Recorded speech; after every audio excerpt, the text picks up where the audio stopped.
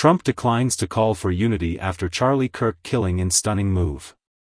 Donald Trump has declined to call for the U.S. to come together as a way of fixing the country's divisions in the wake of the assassination of his close associate, the right-wing activist Charlie Kirk, preferring to cast vicious and horrible radicals on the left of U.S. politics as the sole problem. In an interview on Fox and Friends on Friday morning, the U.S. president was asked what he intended to do to heal the wounds of Kirk's shooting in Utah. "How do we fix this country?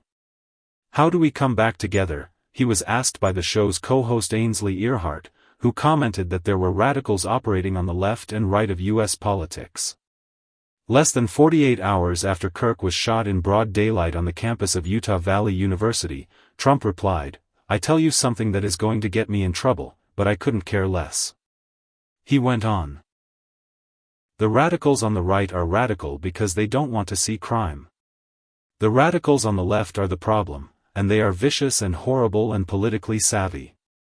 They want men and women sports, they want transgender for everyone, they want open borders.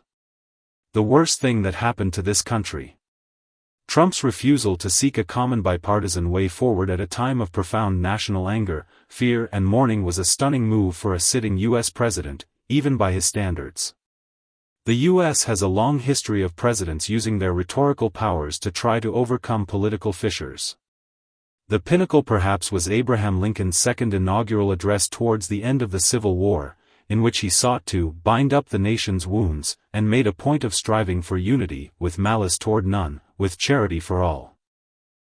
In more recent times, Joe Biden used his inaugural address in 2021, just days after the insurrection by Trump supporters at the U.S. Capitol on January 6, to call for unity, without which, he said, there is no peace, only bitterness and fury.